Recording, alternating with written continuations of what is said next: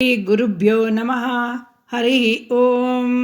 ಲಕ್ಷ್ಮೀನಾಥಸಮಾರಂಭಾಂ ನಾಥಯಾಮುನಮಧ್ಯಮಾಂ ಅಸ್ಮದಾಚಾರ್ಯಪರ್ಯಂತಾಂ ವಂದೇ ಗುರುಪರಂಪರಾಂ. ಶ್ರೀಮಾನ್ ವೆಂಕಟನಾಥಾರ್ಯಃ ಕವಿತಾರ್ಕಿಕಕೇಸರಿ ವೇದಾಂತಾಚಾರ್ಯವರ್ಯೋ ಮೇ ಸನ್ನಿಧತ್ತಾಂ ಸದಾ ಹೃದಿ. ಜ್ಞಾನಾನಂದಮಯಂ ದೇವಂ ನಿರ್ಮಲಸ್ಫಟಿಕಾಕೃತಿಂ ಆಧಾರಂ ಸರ್ವವಿದ್ಯಾನಾಂ ಹಯಗ್ರೀವಮುಪಾಸ್ಮಹೇ.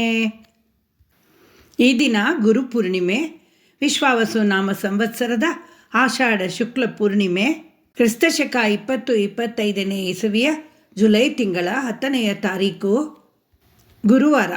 ಇಂದು ಜಗತ್ತಿನ ಮಹಾನ್ ಗುರುಗಳಾದ ವ್ಯಾಸ ಮಹರ್ಷಿಗಳ ಜಯಂತಿಯೂ ಸಹ. ಆದ್ದರಿಂದ ಇದನ್ನು ವ್ಯಾಸಪೂರ್ಣಿಮೆ ಎಂದು ಕರೆಯುತ್ತೇವೆ. ಬ್ರಹ್ಮಜ್ಞಾನಿ ವೇದವ್ಯಾಸ ಮಹರ್ಷಿಗಳಿಗೆ ನಮಿಸೋಣ. ವಿಷ್ಣು ಸಹಸ್ರನಾಮವು ಮಹಾಭಾರತದ ಒಂದು ಭಾಗ. ಮಹಾಭಾರತದ ಕರ್ತೃ ಕೃಷ್ಣದ್ವೈಪಾಯನರು ಅಥವಾ ವೇದವ್ಯಾಸರು. ವಿಷ್ಣು ಸಹಸ್ರನಾಮದ ಧ್ಯಾನ ಶ್ಲೋಕದಲ್ಲಿ ಈ ಪದ್ಯಗಳು ಇದೆ. ವ್ಯಾಸಂ ವಸಿಷ್ಠ ನಪ್ತಾರಂ ಶಕ್ತೆ ಪೌತ್ರಮಕಲ್ಮಷಂ ಪರಾಶರಾತ್ಮಜಂ ವಂದೇ ಶುಕತಾತಂ ತಪೋನಿಧಿಂ. ವ್ಯಾಸಾಯ ವಿಷ್ಣುರೂಪಾಯ ವ್ಯಾಸರೂಪಾಯ ವಿಷ್ಣವೇ ನಮೋ ವೈ ಬ್ರಹ್ಮನಿಧಯೇ ವಾಸಿಷ್ಠಾಯ ನಮೋ ನಮಃ. ವಸಿಷ್ಠ ಮಹರ್ಷಿಗಳ ಮರಿಮಗ ಶ್ರೀ ವೇದವ್ಯಾಸರು. ವೇದವ್ಯಾಸರ ತಾತ ಶಕ್ತಿ, ವೇದವ್ಯಾಸರ ತಂದೆ ಪರಾಶರ ಮಹರ್ಷಿಗಳು, ವೇದವ್ಯಾಸರ ಮಗ ಶುಕ ಮಹರ್ಷಿಗಳು. ಸಾಲಾಗಿ ಇಂತಹ ಮಹಾನ್ ಮಹರ್ಷಿಗಳ ಪರಂಪರೆಯಲ್ಲಿ ಹುಟ್ಟಿದ ವ್ಯಾಸರನ್ನು ವಿಷ್ಣುರೂಪ ಎಂದು ಹೇಳುತ್ತಾರೆ. ವ್ಯಾಸಾಯ ವಿಷ್ಣುರೂಪಾಯ ವ್ಯಾಸರೂಪಾಯ ವಿಷ್ಣವೇ ಎಂದು. ಅವರು ಬ್ರಹ್ಮವಿದ್ಯೆಯ ನಿಧಿಗಳಾಗಿದ್ದರು. ಆದ್ದರಿಂದ ನಮೋ ವೈ ಬ್ರಹ್ಮನಿಧಯೇ ವಾಸಿಷ್ಠಾಯ ನಮೋ ನಮಃ ಎಂದಿದ್ದಾರೆ. ಇಂತಹ ಮಹಾನ್ ಗುರು ಶ್ರೀ ವೇದವ್ಯಾಸರಿಗೆ ನಮಿಸುತ್ತಾ ಈ ದಿನ ಮಹಾದೇಶಿಕ ಎಂದರೆ ಮಹಾಗುರು ಶ್ರೀ ವೇದಾಂತ ದೇಶಿಕ ವಿರಚಿತ ಶ್ರೀ ಪಾದುಕಾ ಸಹಸ್ರದ 127ನೇ ಪದ್ಯವನ್ನು ಅನುಸಂಧಾನ ಮಾಡೋಣ. ಪದ್ಯ ಈ ರೀತಿ ಇದೆ. ರಕ್ಷಾರ್ಥಮಸ್ಯ ಜಗತೋ ಮಣಿಪಾದ ರಕ್ಷೆ ರಾಮಸ್ಯ ಪಾದ ಕಮಲಂ ಸಮಯೇ ತ್ಯಜಂತ್ಯಾಹ ಕಿಂ ದುಷ್ಕರಂ ತವ ವಿಭೂತಿ ಪರಿಗ್ರಹೋ ವಾ ಕಿಂ ವಾ ವಿದೇಹ ದುಹಿತು ಕೃಪಣಾ ದಶಾಸ. ಈ ಪದ್ಯದ ಅರ್ಥ ಹೀಗಿದೆ. ರಕ್ಷಾರ್ಥಮಸ್ಯ ಜಗತೋ ಮಣಿಪಾದ ರಕ್ಷೆ. ಮಣಿಪಾದ ರಕ್ಷೆಯೇ ಜಗತ್ತಿನ ರಕ್ಷಣಾರ್ಥವಾಗಿ ರಾಮಸ್ಯ ಪಾದ ಕಮಲಂ ಸಮಯೇ ತ್ಯಜಂತ್ಯಾಹ. ಶ್ರೀರಾಮನ ಪಾದ ಕಮಲಗಳನ್ನು ಸರಿಯಾದ ಸಮಯದಲ್ಲಿ ಬಿಡುತ್ತಿರುವ ಕಿಂ ದುಷ್ಕರಂ ತವ ವಿಭೂತಿ ಪರಿಗ್ರಹೋ ವಾ. ನೀನು ರಾಜ್ಯವನ್ನು ಪರಿಗ್ರಹಿಸಿರುವುದು ದುಷ್ಕರವೇ ಅಥವಾ ಕಿಂ ವಾ ವಿದೇಹ ದುಹಿತಾಹ ಕೃಪಣಾ ದಶಾಸ. ರಾಮನನ್ನು ಅಗಲಿದ್ದ ವಿದೇಹ ರಾಜಪುತ್ರಿ ಸೀತಾದೇವಿಯ ದೀನಾವಸ್ಥೆ ದುಷ್ಕರವೇ. ಕನ್ನಡದ ಪದ್ಯ ಈ ರೀತಿ ಇದೆ. ಸೀತೆಯೂ ಪಾದುಕೆಯೂ ಜಗದ ರಕ್ಷಣೆಗೆಂದೇ ರಾಮನಂ ಅಗಲಿದರು. ಸರಿ, ಸೀತೆಯ ಆ ಪರಿಸ್ಥಿತಿ ಅತಿ ದುಃಖಕರವೆನಿಸಿತು. ಅಂತಿರುವ ಸ್ಥಿತಿಯಲ್ಲೂ ದೃಢತೆಯಂ ಅಗಲಿಕೆಯಂ ಹತ್ತಿಕ್ಕಿ ನೀ ರಾಜ್ಯಮಂ ಪಾಲಿಸುವುದು ದುಷ್ಕರವೇ ಸರಿ. ರಾವಣನ ಸಂಹಾರ ಕಾರ್ಯದಲ್ಲಿ ಶ್ರೀರಾಮನಿಗೆ ನೆರವಾಗಲು ಸೀತೆಗೂ ಹಾಗೂ ಪಾದುಕಾದೇವಿಗೂ ರಾಮನನ್ನು ಅಗಲಿರಬೇಕಾದ ಪರಿಸ್ಥಿತಿ ಬಂದಿತ್ತು. ಪ್ರಾಣಕ್ಕಿಂತಲೂ ಪ್ರಿಯನಾದ ಶ್ರೀರಾಮನನ್ನು ಅಗಲಿ ಸೀತಾದೇವಿಯು 10 ತಿಂಗಳ ಕಾಲ ರಾವಣನ ಬಂಧನದಲ್ಲಿ ದೀನಾವಸ್ಥೆಯಲ್ಲಿ ಅಶೋಕವನದಲ್ಲಿ ಬದುಕಿರಬೇಕಾಯಿತು.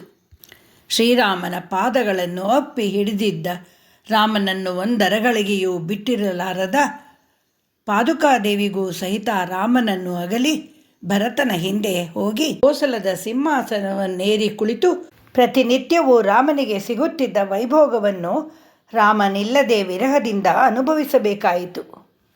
ಆಹಾ, ಸೀತೆಗಿಂತ ಕಷ್ಟಪಟ್ಟೆ ನೀನು ಎನ್ನುತ್ತಾರೆ ಶ್ರೀ ವೇದಾಂತ ದೇಶಿಕರು. ನೀನಿಲ್ಲದ ಅಯೋಧ್ಯೆಯಲ್ಲಿ ನನಗೆ ಯಾವ ವೈಭೋಗವೂ ಬೇಡ, ನಾನು ನಿನ್ನ ಜೊತೆ ಕಾಡಿಗೆ ಬರುತ್ತೇನೆ ಎಂದು ಹಠ ಹಿಡಿದು ಹೊರಟಳು ಸೀತೆ. ಆದರೆ ಇಲ್ಲಿ ಪಾದುಕಾದೇವಿಯಾದರೋ ರಾಮನ ವಿರಹವನ್ನು ಅನುಭವಿಸುತ್ತಾ ವೈಭೋಗದಲ್ಲಿ ಇರಬೇಕಾಯಿತು. ರಾಮನನ್ನು ಅಗಲಿದ ದುಃಖವನ್ನು ನುಂಗಿಕೊಂಡು ಅಯೋಧ್ಯೆಯ ಕೋಸಲದ ಜನತೆಗೆ ಒಳ್ಳೆಯದನ್ನು ಮಾಡಬೇಕಾಯಿತು. ಭರತನ ಹಾಗೂ ಕೋಸಲದ ಜನತೆಯ ಹೃದಯದಲ್ಲಿ ತುಂಬಿಕೊಂಡಿದ್ದ ಅಂಧಕಾರವನ್ನು ಕಳೆಯಬೇಕಾಯಿತು. ರಾಮನನ್ನು ಅಗಲಿದ ದುಃಖವನ್ನು ನುಂಗಿಕೊಂಡು 14 ವರ್ಷಗಳ ಕಾಲ ಸಿಂಹಾಸನವನ್ನೇರಿ ಸಾಮ್ರಾಜ್ಞಿಯಾಗಿರಬೇಕಾಯಿತು. ಸೀತಾದೇವಿಯಂತೆ ಹೃದಯದ ದುಃಖವನ್ನು ಹೊರಹಾಕುವ ಅವಕಾಶವೂ ಅವಳಿಗಿಲ್ಲದೆ ಹೋಯಿತು. ಸಂಸ್ಕೃತದಲ್ಲಿರುವ ಶ್ರೀ ಪಾದುಕಾ ಸಹಸ್ರದ ಅರ್ಥ ತಾತ್ಪರ್ಯಗಳನ್ನು ಅಚ್ಚುಕಟ್ಟಾಗಿ ಬರೆದಿರುವ ವಿದ್ವಾನ್ ಗೋಪಾಲಾಚಾರ್ಯರು ಸಹ ಈ ಪದ್ಯದ ತಾತ್ಪರ್ಯವನ್ನು ವಿವರಿಸುತ್ತಾ ಹೇಳಿರುವುದೇನೆಂದರೆ, ಸದಾಚಾರ್ಯನಿಗೆ, ಒಬ್ಬ ಗುರುವಿಗೆ ಜೀವನೊಬ್ಬನನ್ನು ಮೋಕ್ಷಕ್ಕೆ ಒಯ್ಯುವ ಕ್ಲೇಶ ಹೇಳತೀರದು, ಅವರ ಕಷ್ಟಕ್ಕೆ ಮಿತಿಯಿಲ್ಲ ಎಂದು. ಪಾದುಕಾ ದೇವಿಯ ಹಾಗೆಯೇ ಪಾದುಕಾ ಸ್ವರೂಪಿಗಳಾದ ನಮ್ಮಾಳ್ವಾರರನ್ನು, ನಾಥಮುನಿಗಳನ್ನು, ರಾಮಾನುಜರನ್ನು, ವೇದಾಂತ ದೇಶಿಕರನ್ನು, ಪರಮ ಗುರುಗಳಾದ ಇವರುಗಳನ್ನು ನಮ್ಮ ಹೃದಯದ ಅಂಧಕಾರವನ್ನು ತೊಲಗಿಸಿ ಆತ್ಮಜ್ಞಾನವನ್ನುಂಟು ಮಾಡಲು ಎಷ್ಟು ಶ್ರಮಪಟ್ಟಿದ್ದಾರೆ ಎನ್ನುತ್ತಾರೆ. ಗು ಎಂದರೆ ಅಂಧಕಾರ, ರು ಎಂದರೆ ತೊಲಗಿಸುವುದು. ಅಜ್ಞಾನವೆಂಬ ಅಂಧಕಾರವನ್ನು ದೂರ ಮಾಡುವವನು ಗುರು. ನಮ್ಮ ಭಾರತದಲ್ಲಿ ಅತಿ ಹೆಚ್ಚು ಪ್ರಾಶಸ್ತ್ಯ ಜ್ಞಾನಕ್ಕೆ. ಜ್ಞಾನವನ್ನು ಕೊಡುವ ಗುರುವಿಗೂ ಅತಿ ಹೆಚ್ಚು ಗೌರವ.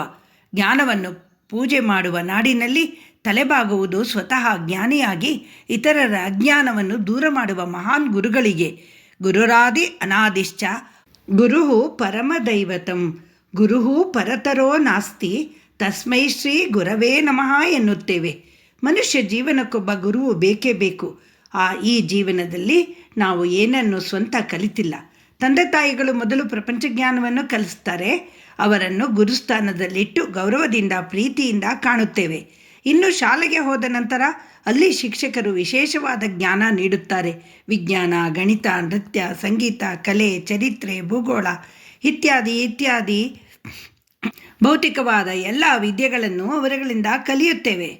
ಈ ವಿದ್ಯೆಗಳು ತಕ್ಕ ಮಟ್ಟಿಗೆ ನಮಗೆ ಬದುಕನ್ನು, ದುಡ್ಡನ್ನು, ಮನ ನೆಮ್ಮದಿಯನ್ನು, ಅಧಿಕಾರವನ್ನು, ಸಾಧನೆಯನ್ನು ಎಲ್ಲವನ್ನು ತಂದುಕೊಡುತ್ತದೆ. ಬದುಕಿನ ಊರುಗೋಲಾಗುತ್ತಾರೆ ಶಿಕ್ಷಕರು. ಇವರನ್ನು ಗುರು ಎಂದು ವಂದಿಸುತ್ತೇವೆ, ಗೌರವ ನೀಡುತ್ತೇವೆ, ಸ್ಮರಿಸುತ್ತೇವೆ. ಆದರೆ ಮನುಷ್ಯ ಜೀವನ ಇನ್ನೂ ಆಳವಾಗಿದೆ. ಪ್ರಪಂಚ ಜ್ಞಾನಕ್ಕೂ ವಿಜ್ಞಾನಕ್ಕೂ ಮೀರಿದ ಇನ್ನೊಂದು ಜ್ಞಾನ ಇದೆ. ಅದೇ ಅಧ್ಯಾತ್ಮ ಜ್ಞಾನ, ಅದೇ ಪರಾಜ್ಞಾನ. ಅದನ್ನು ನಮಗೆ ನೀಡುವವನು ಗುರು ಎನಿಸಿಕೊಳ್ಳುತ್ತಾನೆ. ಅಧ್ಯಾತ್ಮ ಜ್ಞಾನ ಏಕೆ ಬೇಕು? ತಂದೆ ತಾಯಿಗಳು ಕೊಟ್ಟ ಸದೃಢ ದೇಹ, ಶಾಲೆಯಲ್ಲಿ ಶಿಕ್ಷಕರು ನೀಡಿದ ವಸ್ತುಗಳ ವಿಶೇಷ ಜ್ಞಾನ, ತನ್ಮೂಲಕ ಸಂಪಾದನೆ, ಜೀವನ ಸಾಧನೆ, ಅಧಿಕಾರ, ಸುಂದರ ಬದುಕು ಎಲ್ಲ ಇದ್ದ ಮೇಲೆ ಅಧ್ಯಾತ್ಮ ಜ್ಞಾನ ಏಕೆ? ಗುರುವಿನ ಅವಶ್ಯಕತೆಯಾದರೂ ಏನು? ಆದರೆ ಒಂದಲ್ಲ ಒಂದು ದಿನ ನಮ್ಮನ್ನು ನಾವೇ ಪ್ರಶ್ನಿಸಿಕೊಳ್ಳುವ, ಸರಿಯಾದ ಗುರುವಿಗಾಗಿ ತಡಕಾಡುವ, ಹಂಬಲಿಸುವ ಕಾಲ ಎಲ್ಲರ ಜೀವನದಲ್ಲೂ ಬಂದೇ ಬರುತ್ತದೆ. ಅದಕ್ಕೆ ಕಾರಣ ಪ್ರತಿ ಮನುಷ್ಯನಿಗೂ ಹೃದಯದಲ್ಲಿ ತುಂಬಿರುವ ಭಯ, ಫಿಯರ್ ಆಫ್ ಫ್ಯೂಚರ್. ಎಲ್ಲ ಇದ್ದರೂ ಇವುಗಳನ್ನು ಯಾವಾಗ ಕಳೆದುಕೊಂಡು ಬಿಡುತ್ತೇವೋ ಎಂಬ ಭಯ. ನಾಳೆ ರೋಗ ಬಂದರೆ ಏನು ಮಾಡುವುದು? ಸಾವನ್ನು ತಪ್ಪಿಸುವುದು ಆಗುವುದಿಲ್ಲವಲ್ಲ, ಅದು ಹೇಗೆ ಬರುವುದೋ, ಯಾವಾಗ ಬರುವುದೋ ಭಯ. ಅಥವಾ ಸತ್ತ ಮೇಲೆ ಏನಾಗುತ್ತದೋ ಭಯ. ಭವಿಷ್ಯದ ಭಯ ಒಂದು ಕಡೆಯಾದರೆ ವರ್ತಮಾನದ ಅನಿಶ್ಚಯತೆ ಇನ್ನೊಂದು ಕಡೆ.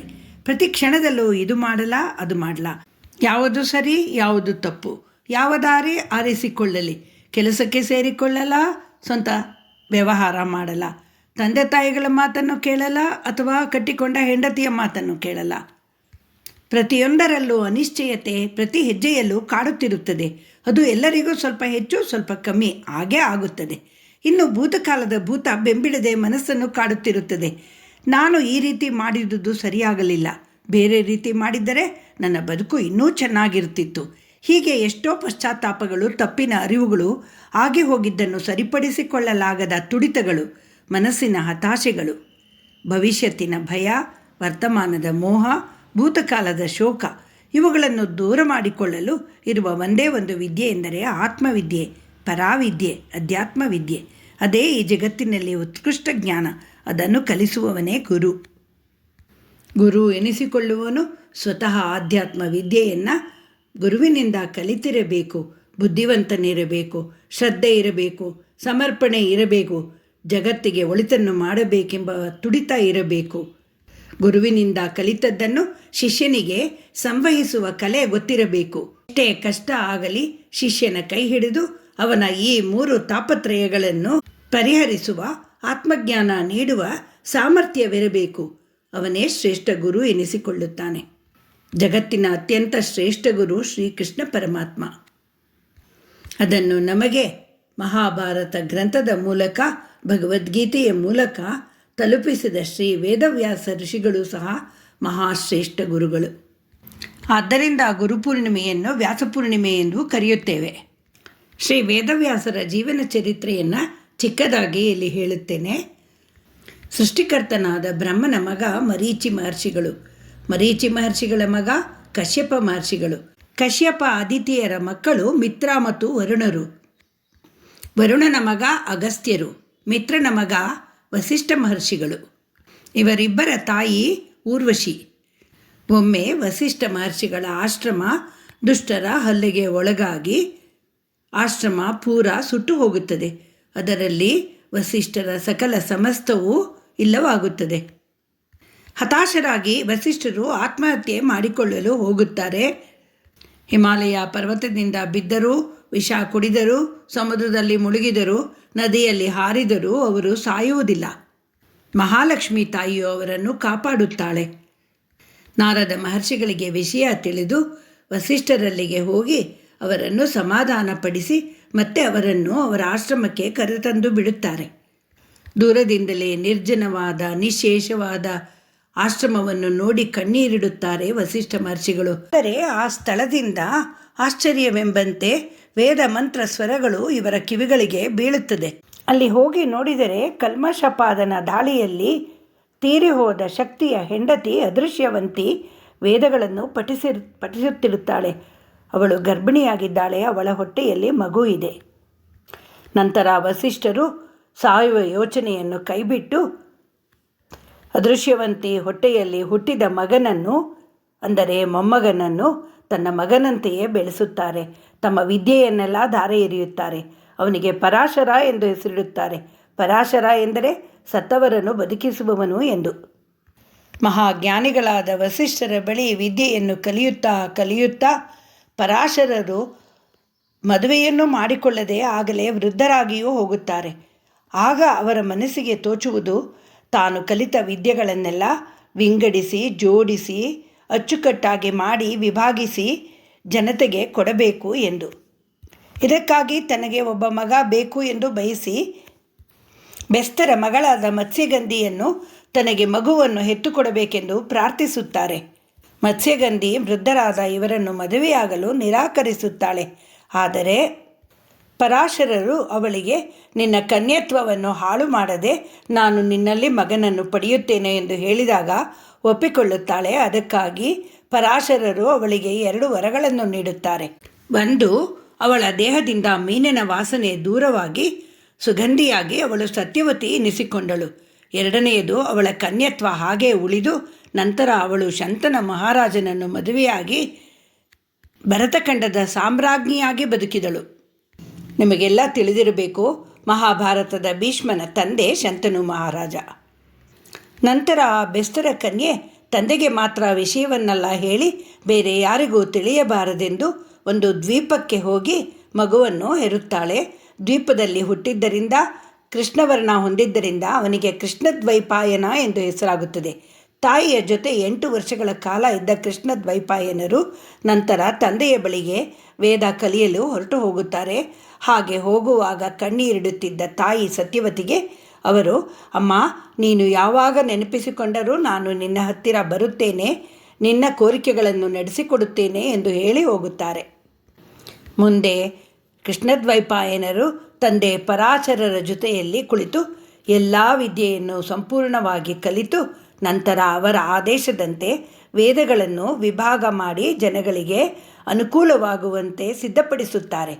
ಇದರಿಂದ ಅಂದಿನಿಂದ ಅವರನ್ನು ಶ್ರೀ ವೇದವ್ಯಾಸ ಎಂದೇ ಜನರು ಗುರುತಿಸುತ್ತಾರೆ. ಅವರು ಸಮಸ್ತ ವೇದರಾಶಿಯನ್ನು ಋಕ್, ಯಜುಸ್, ಸಾಮ, ಅಥರ್ವ ಶಾಖೆಗಳಾಗಿ ವಿಂಗಡಿಸಿ ಋಕ್ ವೇದವನ್ನು ಪೈಲಮುನಿಗೂ, ಯಜುಸ್ ಶಾಖೆಯನ್ನು ಕೃಷ್ಣ ಯಜುರ್ವೇದವನ್ನು ವೈಶಂಪಾಯನರಿಗೂ, ಶುಕ್ಲ ಯಜುರ್ವೇದವನ್ನು ಸೂರ್ಯದೇವನಿಗೂ, ಸಾಮಶಾಖೆಯನ್ನು ಜೈಮಿನಿಗೂ, ಅಥರ್ವವನ್ನು ಸುಮಂತನಿಗೂ ಉಪದೇಶ ಮಾಡುತ್ತಾರೆ. ಋಕ್ ಶಾಖೆಯನ್ನು 24 ವಿಭಾಗಗಳಾಗಿಯೂ, ಯಜುಸ್ ಶಾಖೆಯನ್ನು 101 ವಿಭಾಗಗಳನ್ನಾಗಿಯೂ, ಸಾಮಶಾಖೆಯನ್ನು 1000 ವಿಭಾಗಗಳನ್ನಾಗಿಯೂ, ಅಥರ್ವ ಶಾಖೆಯನ್ನು 12 ವಿಭಾಗಗಳನ್ನಾಗಿಯೂ ವಿಂಗಡಿಸಿ ಜನರಿಗೆ ಅದು ಕಲಿಯಲು ಅನುಕೂಲವಾಗುವಂತೆ ಮಾಡುತ್ತಾರೆ. ಆದರೆ ಇದರಲ್ಲಿ ನಾವು ಈಗ ಬಹಳಷ್ಟು ಕಳೆದುಕೊಂಡಿದ್ದೇವೆ. ಉದಾಹರಣೆಗೆ, ಸಾಮದ 1000 ಪ್ರಭೇದಗಳಲ್ಲಿ ಕೇವಲ 3 ಗಾನ ಪ್ರಭೇದ ಮಾತ್ರ ಉಳಿದಿದೆ. ರಾಣಾಯನೀಯ, ಜೈಮಿನೀಯ ಮತ್ತು ಕೌತುಮ ಎಂಬುವುಗಳು. ವೇದಾರ್ಥದ ತಿಳುವಳಿಕೆಗಾಗಿ 555 ಬ್ರಹ್ಮಸೂತ್ರಗಳನ್ನು ರಚಿಸಿದರು. ಮಹಾಭಾರತವೆಂಬ ಬೃಹತ್ ಗ್ರಂಥವಲ್ಲದೆ 18 ಪುರಾಣಗಳು, 18 ಉಪಪುರಾಣಗಳನ್ನು ರಚಿಸಿದರು. 7 ಜನ ಚಿರಂಜೀವಿಗಳಲ್ಲಿ ಇವರು ಒಬ್ಬರು. ಇವರ ತಂದೆ ಪರಾಶರರು ವಿಷ್ಣು ಪುರಾಣವನ್ನು, ಇವರ ಮುತ್ತಾತ ವಸಿಷ್ಠರು ಅಗ್ನಿಪುರಾಣವನ್ನು ರಚಿಸಿದ್ದಾರೆ. ಋಗ್ವೇದಕ್ಕೆ ಇವರ ವಂಶದವರ ಕೊಡುಗೆ ಅಪಾರ. ಹೀಗೆ ನಮ್ಮ ಭಾರತೀಯ ಆಧ್ಯಾತ್ಮವನ್ನು ಶ್ರೀಮಂತಗೊಳಿಸಿದ ಮತ್ತು ಅಚ್ಚುಕಟ್ಟಾಗಿ ವಿಂಗಡಿಸಿದ ಶ್ರೀ ವೇದವ್ಯಾಸರಿಗೂ ಮತ್ತಿತರ ಜಗತ್ತಿನ ಎಲ್ಲ ಗುರುಗಳಿಗೂ ನಮಿಸೋಣ. ಶ್ರೀ ನಿಗಮಾಂತ ಮಹಾದೇಶಿಕ ಸದ್ಗುರುವೇ ನಮಃ. ಜಗದ್ಗುರು ಶ್ರೀಕೃಷ್ಣ ಮಣಿಪಾದುಕಾಭ್ಯಾಂ ನಮಃ.